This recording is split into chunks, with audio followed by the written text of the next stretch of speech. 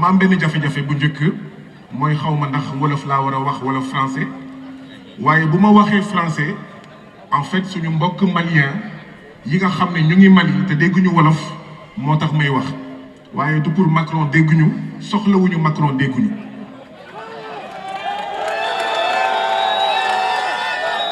naa jéem a commencer ci français. La première des choses que je voulais dire, c'est il y a quelques jours, le président IBK est allé se reposer. Nous profitons de cette occasion pour prier pour que son âme repose en paix, pour présenter nos condoléances à ses parents et à tout le peuple malien, à tout le peuple africain, parce que c'est nous tous qui avons perdu. Quand IBK est décédé, le président du Sénégal, Macky Sall, a fait un tweet pour présenter ses condoléances. Nous lui disons merci d'avoir présenté ses condoléances au nom du peuple sénégalais. Mais dans le tweet du président Macky Sall, il a dit un bout de phrase. Au peuple, amis et frères du Mali, je présente mes condoléances. Aujourd'hui, nous sommes tous maliens. Et nous allons dire au président Macky Sall, vous n'agissez pas en direction du peuple malien en ami. Vous avez agi en ennemi. Monsieur le président Macky Sall, vous et tous ceux qui nous servent de président et qui êtes en réalité des valets et des marionnettes de la France, vous n'avez pas agi en frère du peuple malien, vous avez agi en traître du peuple malien. Au peuple malien, parce que nous sommes entre Africains, nous sommes entre sœurs et frères, il faut qu'on se dise la vérité. C'est vrai qu'au Mali, il y a plusieurs partis politiques. Et chacun veut prendre le pouvoir, comme ici au Sénégal, comme en Gambie, comme en Guinée, comme en Mauritanie. Mais quand l'essentiel est en danger, s'unir est une exigence, est un devoir, est une nécessité. Je ne peux pas accepter, je le dis aux Sénégalais et je le dis aux Maliens, nous ne pouvons pas accepter que la France sanctionne le Mali, que la CEDEAO sanctionne le Mali, que l'UEMOA sanctionne le Mali, que les États-Unis sanctionnent le Mali et qu'il y ait des Maliens et des Sénégalais pour dire nous soutenons la CEDEAO, nous soutenons l'UEMOA, c'est de la traîtrise. C'est inacceptable. Vous, partis politiques maliens, être pressés d'aller aux élections pour arriver au pouvoir, être des députés ou être président de la République, ne doit pas vous amener à poser des actes de trahison, comme disait l'autre. Dans une forteresse assiégée, toute dissension est trahison. Et en soutenant les sanctions de la CEDEAO, en soutenant les sanctions de l'UEMOA, cette partie du peuple malien, cette partie du peuple sénégalais a une position de traître. C'est de la trahison contre le Mali, mais contre toute l'Afrique, et c'est tout simplement inacceptable. Le camarade et doyen Alakan, qui a pris la parole tout à l'heure, me rappelait une chose qu'il est important de rappeler, pour montrer ô combien grande est la trahison du président Macky Sall contre les peuples africains, particulièrement le peuple malien. Dans les années 60-70, les pères et les grands-pères de Abdou Karim Gueye Xurum Xax, de Khadim Samb, de Aliou Sané, de Hassan, de Clédor, qui étaient organisés dans le Parti africain pour l'indépendance, le PAI, qui a été le premier parti au Sénégal à dire Mom se réew, bokk se réew, defar se réew, qui a été le premier parti au Sénégal à exiger l'indépendance du Sénégal pendant la période du parti unique au Sénégal, quand Senghor les réprimait et les recherchait au Sénégal, c'est Modibo Keïta qui les accueillait au Mali. Et c'est ça l'histoire. Et nous n'avons pas le droit, nous Sénégalais, de payer comme ça le peuple malien. En la mémoire de Modibo Keïta, les sanctions de la CEDEAO, particulièrement venant du président Macky Sall, sont tout simplement une insulte à l'histoire. C'est une insulte à l'histoire. Une fois, je suis allé rencontrer le khalife général de Niassène, Seigne Maïnias, qui est mon père, qui est mon kilifa. Il me rappelait que Majmoud Diop est venu se cacher à Kaolack. Il a été mis dans une voiture de notre vénéré Baïnias. La voiture l'a amené en Gambie et c'est de la Gambie que Majmoud Diop est parti se cacher au Mali. C'est ça l'histoire. Il y a quelqu'un ici qui fait partie de la famille des Ndiassane. Je reviendrai là-dessus. Comment dans un pays, le Sénégal, où il y a des confréries, comme les Ndiassane, avec notre père Baïnias qui disait l'Afrique aux Africains, qui ont des talibés partout au Sénégal, le calife des Ndiassane partout au Sénégal, je me suis trompé, merci, qui ont des talibés partout en Afrique, les Ndiassane ont des talibés partout en Afrique, dont au Mali, et le président Macky Sall ose prendre une mesure pour fermer les frontières entre le Sénégal et le Mali. C'est tout simplement un scandale. Ça ne passera pas. Et ceux qui ont parlé au nom de Andesam Djikoyi, ils ont raison en tant que religieux de dire non à ça. C'est pourquoi nous invitons nos khalifs, nos curés, nos évêques, le cardinal, tous les religieux du Sénégal à parler au président Macky Sall et à dire non à l'embargo. J'en profite pour exprimer toute notre solidarité à nos compatriotes sénégalais, transporteurs, qui n'ont plus la dépense quotidienne depuis des semaines à cause de cet embargo inique, injuste, illégal, illégitime. Gorehoum, vous avez toute notre solidarité après vous avoir félicité pour votre grève de la dernière fois qui a montré que dans ce pays-là, il y a encore des syndicats debout, des syndicalistes debout. Bravo à vous. Et comme l'a dit Hassan, nous sommes avec vous. Si dans les prochaines heures et les prochains jours, ils ne lèvent pas l'embargo, ce que nous allons faire, il faut faire des journées villes mortes. Que les transporteurs s'arrêtent, que nous nous retrouvions tous ici et qu'on dise non.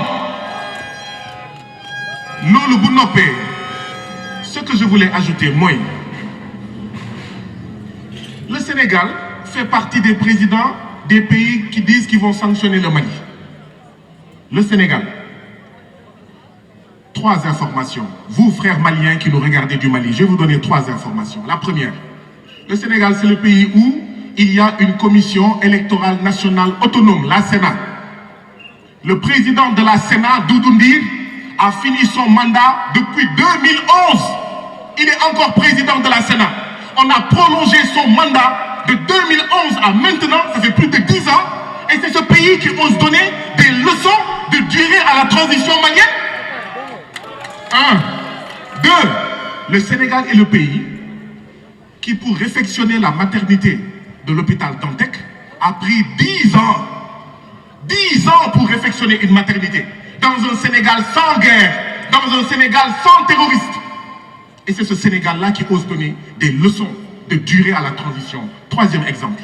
Le Sénégal, c'est le pays dans lequel il y a un centre de santé qui, depuis 15 ans, n'arrive pas à ouvrir. Le centre de santé de Dalal de Djahaï. Le centre de santé de Djahaï. Depuis plus de 10 ans, l'État du Sénégal n'arrive pas à l'ouvrir. Et au Sénégal, il n'y a ni guerre, ni séparatisme, ni terrorisme. Vous pensez que le Sénégal, Macky Sall, est qualifié, est légitime, est autorisé à donner des leçons au Mali? Si le Sénégal en paix, sans terrorisme, met 10 ans pour réfectionner une maternité, mais plus de 10 ans pour ouvrir un centre de santé de Djahaï, laisse Doudou Ndir à la tête du Sénat, depuis 10 ans que son mandat est fini, mais dans un pays où il y a le terrorisme, dans un pays en proie au séparatisme, on peut comprendre. Oui, on peut comprendre que la sécurisation du Mali prenne suffisamment de temps. Et même si nous, Sénégalais, on n'est pas d'accord, si nous, Gambiens, on n'est pas d'accord, si nous, Guinéens, on n'est pas d'accord, c'est aux Maliens de décider. Or, qu'est-ce que la rue malienne dit? Nous regardons tous les jours la télé, nous regardons tous les jours les réseaux sociaux. Le peuple malien est avec le régime de la transition contre le terrorisme.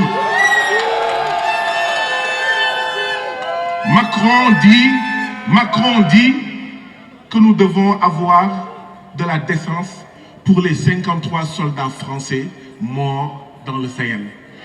Mais nous allons rappeler à Macron qu'il faut de la décence pour les 30 000 tirailleurs africains morts pendant la Première Guerre mondiale. Il faut pour la France, Il faut avoir de la décence pour les 20 000, 24 000 Africains morts ou emprisonnés lors de la Deuxième Guerre mondiale.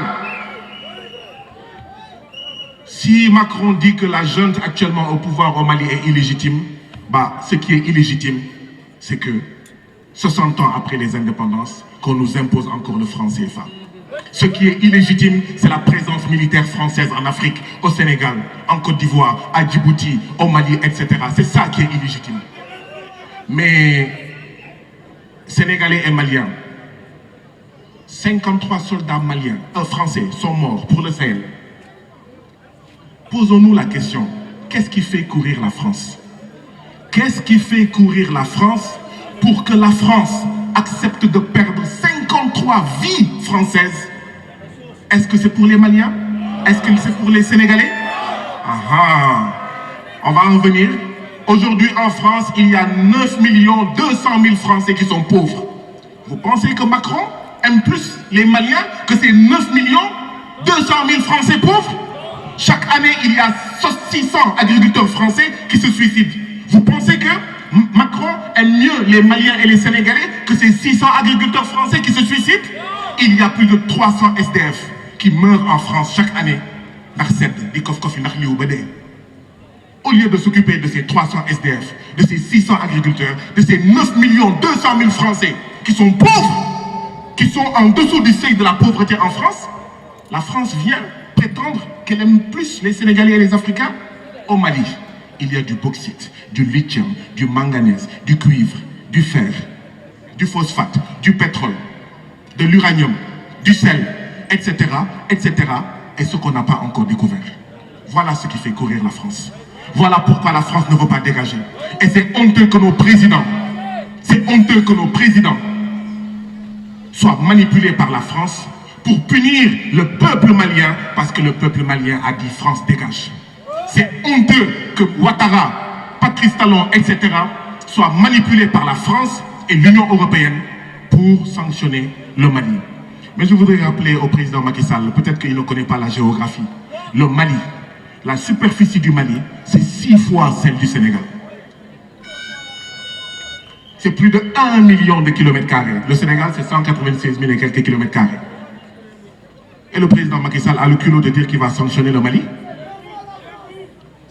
Même la Gambie prétend qu'elle va sanctionner le Mali.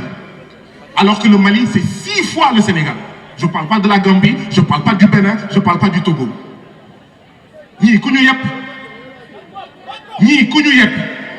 France dégage. France dégage. France dégage. France dégage. Je suis d'accord et je voudrais terminer par ça. Avec Aliou Sané, Hassan Clédor, Khadim Bambas, etc. Aujourd'hui, ce n'était qu'un début.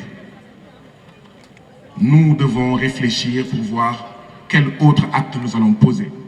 Et Baïgor, il y a plus de 800 camions sénégalais à Kidira, au niveau de la frontière malienne. 800 camions sénégalais, c'est 800 familles. 800 familles, bah, c'est 8000 personnes au moins, disons 10 000 personnes, qui n'arrivent pas à vivre aujourd'hui, qu'à étrangler au même titre que les Maliens. Ça ne peut plus durer, ça ne peut plus continuer. Nous donnons un ultimatum au président Macky Sall. Il faut réfléchir à des campagnes de boycott. Il faut réfléchir à des manifestations devant les ambassades de France, devant les bases militaires françaises ici au Sénégal et ailleurs. S'ils osent toucher à un seul cheveu des Maliens, la CEDEAO a dit qu'il y a une force Roma en attente, etc. Nous les mettons en garde. Nous, jeunesse africaine, nous, jeunesse d'Afrique de l'Ouest et de la CEDEAO, nous devons dire à nos présidents, si jamais la CEDEAO bombarde le Mali, vous ne passerez pas la nuit dans vos palais présidentiels. Nous devons le leur dire clairement. Macky Sall, si jamais tu participes à une entreprise de bombardement du Mali pour les intérêts français, tu ne passeras pas la nuit au Sénégal. Ouattara, la même chose. Patrice Talon, la même chose. Et les autres, la même chose. Deux choses. On a écouté tout à l'heure, Parena. On a écouté tout à l'heure le bel hymne national du Mali. Le Mali, Maliens, vous avez un bel hymne national. J'essaie de l'apprendre, mais je ne le connais toujours pas par cœur. Mais je connais le plus beau couplet. En tout cas, il est le plus beau pour moi. Pour toi Afrique et pour toi Mali, notre drapeau sera liberté. Pour toi Afrique et pour toi Mali, notre combat sera unité. Le Mali vivra, le Mali vaincra, le Mali vivra.